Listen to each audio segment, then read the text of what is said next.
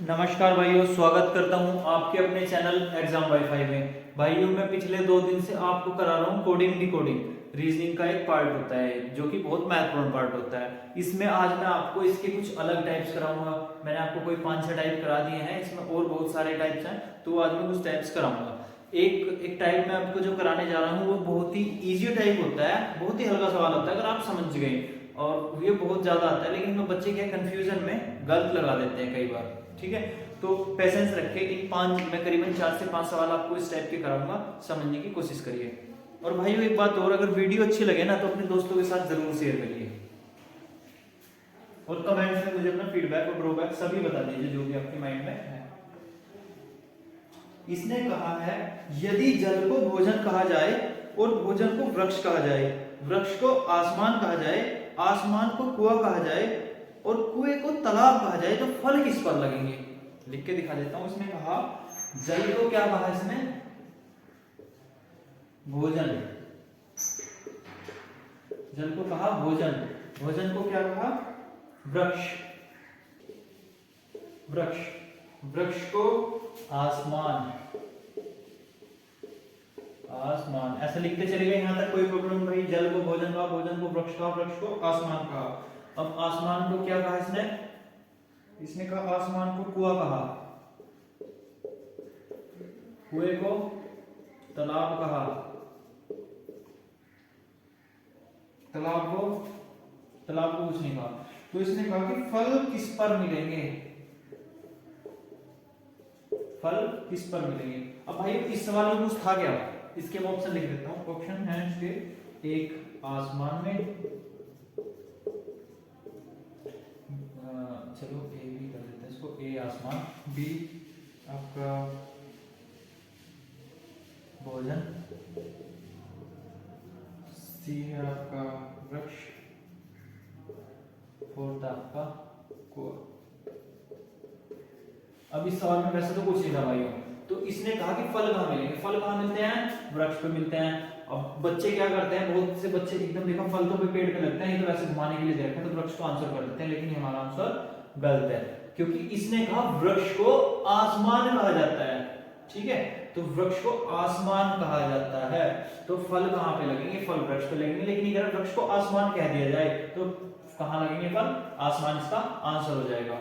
ठीक है, और जैसे बहुत से बच्चे उल्टा भी देख लेते हैं, तो उल्टा भी देख रहे हैं, वरना ये भोजन आएगा, भोजन हो जाएगा इसका गलत, क्योंकि भोजन को वृक्ष कहा जा रहा है, वृक्ष को भोजन नहीं कहा जा रहा है। वृक्ष को क्या कहा जा रहा है? आसमान कहा जा रहा है। तो आई होप सो आपका ये सवाल क्लियर हुआ होगा। नेक्स्ट करते हैं इसी तरीके का।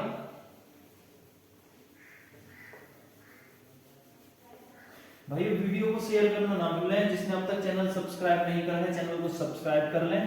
और अगर कोई चीज समझ में नहीं आती है तो कमेंट्स में मुझे बता सकते हैं, जो चीज समझ में नहीं आ रही है तो मैं उसको आपको दोबारा समझाने का प्रयास करूंगा। दूसरा भी सवाल है, यदि हवा को जल कहा जाए, हवा को जल कहा जाए, जल को हरा, जल को हरा कहा जाए, हरे को धूल कहा जाए, धूल को पीला कहा जाए और पीले को बादल कहा जाए, तो ये पूछ रहा है कि मछली कहां पर होगी, मछली कहां होगी। तो इस सवाल में भी कुछ नहीं है भाइयों, ये कह रहा है कि हवा को जल कहा जाए, जल को हरा कहा जाए, हरे को धूल कहा जाए, धूल को पीला, पीले को बादल। ठीक है, अभी देखो मछली कहां रहती है, आप सभी को पता है मछली कहां रहती है, जल में रहती है। पहले एक बार मैं इसको ऑप्शन लिख देता हूं ताकि आप अच्छे से इसका देख पाए, क्योंकि हम बच्चे क्या गलती कर देते हैं। ऑप्शन इसके जल, तो बी ऑप्शन इसका हवा, सी है हरा, डी है बादल। अब मछली कहां रहती है? देखो, क्या मछली कहां रहती है? जल में रहती है। तो अब हम क्या करेंगे, एकदम जल है आंसर। लेकिन ध्यान रखिए भाइयों, ये हमारा आंसर गलत हो जाएगा, क्योंकि इसने कहा कि जल को हरा कहा जाता है, तो हमारा आंसर क्या होगा? हरा। मछली हरे में रहती है, ये है हरा, ठीक है, मछली हरे में रहती है। ठीक है, और बहुत से बच्चे क्या कहते हैं हवा लगा देंगे इसका, लेकिन हवा भी हमारा क्या हो जाएगा, गलत हो जाएगा, क्योंकि हवा को जल कहा जाता है लेकिन जल को हवा नहीं कहा जाता as compare as according to questions. ठीक है, सो इसका आंसर क्या हो जाएगा, हरा। मछली कहाँ रहती है, जल में, और जल को कहा जाता है हरा, तो इसका आंसर हो जाएगा हरा। नेक्स्ट देख लेते हैं इसी तरह का एक क्वेश्चन और आई होप सो आपको क्लियर हो रहा होगा।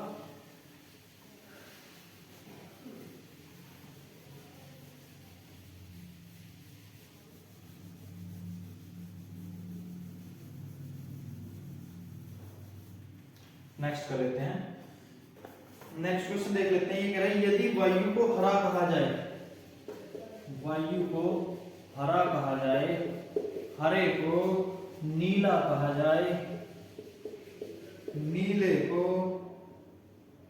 आकाश कहा जाए, आकाश को पीला कहा जाए, और कह रहा है कि पीले को पानी कहा जाए, पानी को गुलाबी कहा जाए, गुलाबी कहा जाए, तो साफ आकाश का रंग क्या होगा। तो साफ आकाश का रंग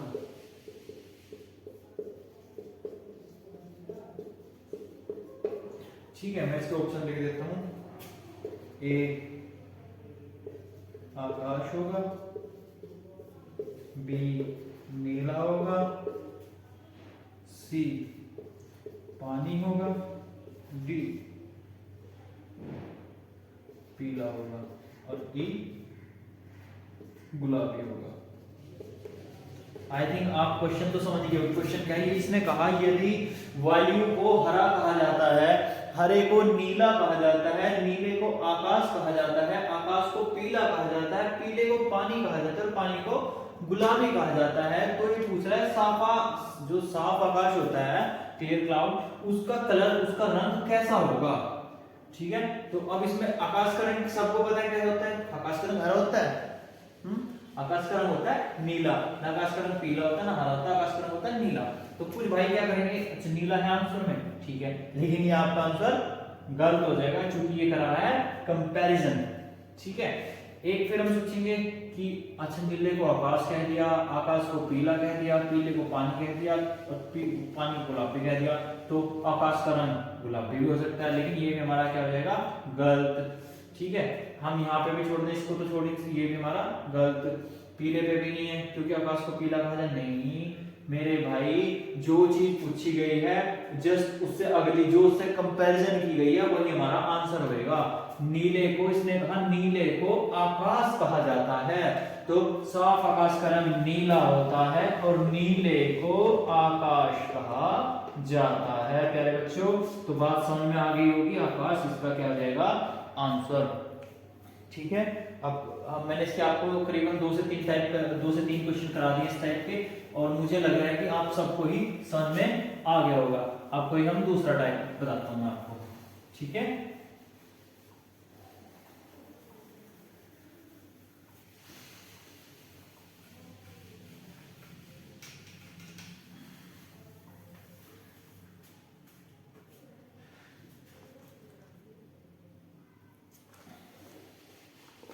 नेक्स्ट है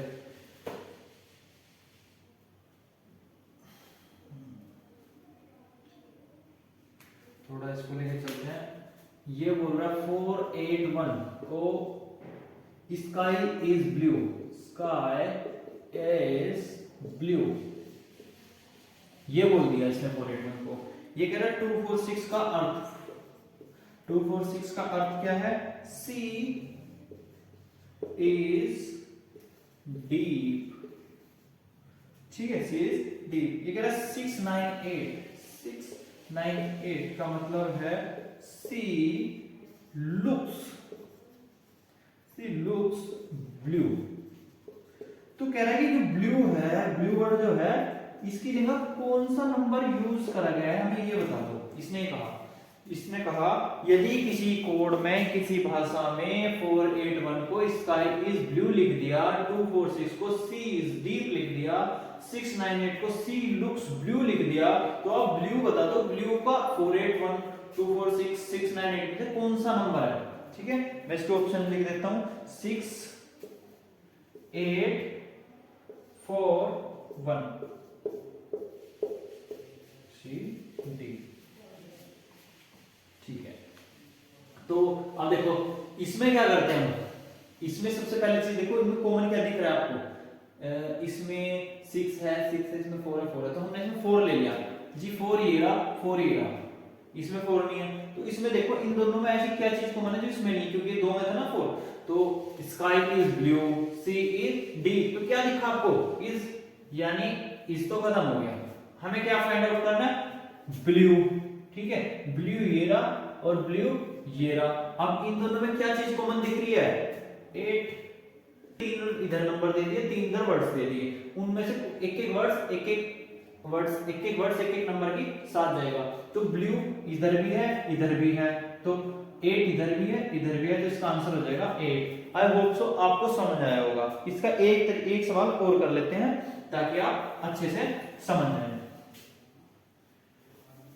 और भाइयों मैं थोड़ा सा वीडियो को बीच से कट करना पड़ता है, क्योंकि ये ना जो साफ करता हूँ इसमें बहुत ज्यादा टाइम लग जाता है, तो मैं ये नहीं चाहता कि आप सबका वो टाइम वेस्ट हो, तो मैं आपको क्वेश्चन करने से पहले का ही सीन डाल रहा हूं उसमें। इसमें बोल रहा है क्वेश्चन लिया है, पहले क्या किया था नंबर वर्ड्स कंपैरिजन कराया था, वर्ड्स नंबर बात सेम ही है। अब कह रहा है कि how many goals scored, how many goals, goals है ना, हाँ जी, और स्कोर्ड SCORED, स्कोर्ड को बोला इसने 5397 5397। इसने कहा फिर many more matches, many more matches MATCHES matches, इसने बोला इसको 982, यहां तक तो कोई दिक्कत नहीं है, 2 है भाई, इसको मैं एक बार दोबारा 2। ठीक है, इसके बाद ही स्कोर 5, ही स्कोर 5, ठीक है, ही स्कोर 5, इसका कोड दिया इसने 163। इसने पूछा जो गोल्स है, गोल्स है, इसका मतलब इसका स्कोर, इसका मीन क्या है 5, option A 5, option B 7, option C 5 और 7 में से कोई एक, और ऑप्शन डी आंकड़े पर्याप्त नहीं, मतलब इसको फुल डिटेल नहीं दी गई क्वेश्चन की। ठीक है, तो देख लेते हैं भाई क्या आंसर हो सकता है इसका। How many goals scored 5397, many more matches 982, he scored 5 163, ये दे दिया। इसमें हमें क्या देखना है गोल्स, ये रहा गोल्स, और गोल्स कहां है, इसमें भी गोल्स नहीं है, इसमें भी गोल्स नहीं है। ठीक है, तो जाहिर सी बात है ऐसा होगा जो और में नहीं होगा, इन दोनों में नहीं होगा। अब देखो इसमें 9 है, ये रहा 9 ये रहा, तो 9 तो हो ही नहीं सकता क्योंकि गोल्स इसमें नहीं है, गोल्स इसमें नहीं, गोल्स सिर्फ इसमें है, तो 9 नहीं होगा। इसके बाद 537 इसमें है क्या, 3 ये रहा 3 ये रहा, अब 5 और 7 बच गए गोल्स के लिए। अब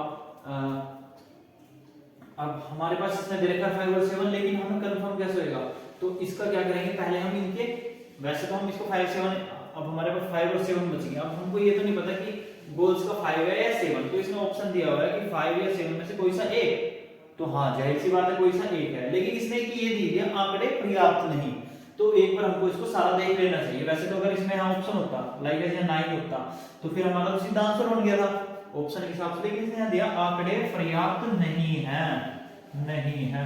अब जब आंकड़े पर्याप्त नहीं, ये हमें ये बात देखने के लिए कि क्या सेटिंग बैठ रही है, तो हमें देख लेते हैं करके, और वैसे भी नॉलेज बढ़ाने के लिए हम देख लेते हैं करते कैसे। गोल्स हो गया। अब मैनी का अगर हमसे पूछा था, मैनी का मतलब भाई मैनी का क्या हो सकता है वहां पे नंबर, तो मैनी एक ये रहा, और मैनी कहां पे है, एक मैनी ये रहा। अब इन दोनों में क्या चीज कॉमन है 9, तो मैनी का तो 9 हो जाता। ठीक है, उसके बाद अगर हमसे पूछ लेता है ये कि आप मुझे बताओ सर स्कोर का, स्कोर और स्कोर अलग अलग है क्या, एक मिनट में देख लेता हूँ, स्कोर और ही स्कोर 5। हाँ, तो इसका भाई ये क्वेश्चन था क्या, देखो भाई यहाँ इन चीजों को यहाँ स्कोर दे रखा है, स्कोर दे रखा है, ठीक है। तो आंकड़े पर्याप्त नहीं, हमने 3 लगा लिए थे, लेकिन ये हमने क्या करा था, कॉमन तो है, लेकिन यहाँ पे देखो he scored 5, how many goals scored, score और स्कोर्ड ये भी अलग अलग होंगे। हम ऐसा नहीं है यहाँ दे रखा है कि चलो सेकंड फॉर्म लिख दी होगी, अब ये सेंटेंस इस तरीके से बनता है, ऐसा मतलब नहीं है, हमें एग्जैक्ट चाहिए, लेकिन यहाँ पे डी नहीं था तो हम क्या लगा देंगे, आंकड़े पर्याप्त नहीं है, ठीक है। अब हम इसको आंसर लगाने लगे थे, लेकिन हमारा आंसर ये क्या हो जाएगा, गलत हो जाएगा, क्योंकि आंकड़े हमारे पास पर्याप्त नहीं है। अगर यहाँ स्कोर्ड देके रखता है, इसको डी और लगा देता, स्कोर्ड 11 मान लेते 3 का है, तो हम क्या करते हैं 5 और 7 को आंसर लगाते हैं, लेकिन अभी हमारा गलत है, हमारा सही है। तो भाई ये चीज ध्यान देने की है, वरना मैं इसको आंसर कह देता कि आंसर है, लेकिन हमें एक चीज देखनी चाहिए कि अभी कुछ हो तो नहीं रहा है। अब देखो यहाँ डी नहीं था, यहाँ डी था स्कोर्ड में, तो क्या हो जाएगा, आंकड़े पर्याप्त नहीं है। आई होप सो आपको समझ में आया हो।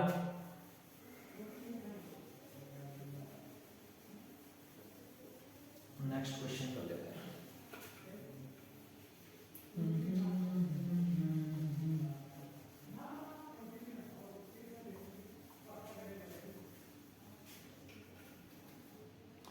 नेक्स्ट क्वेश्चन देख लेते हैं इस तरीके का।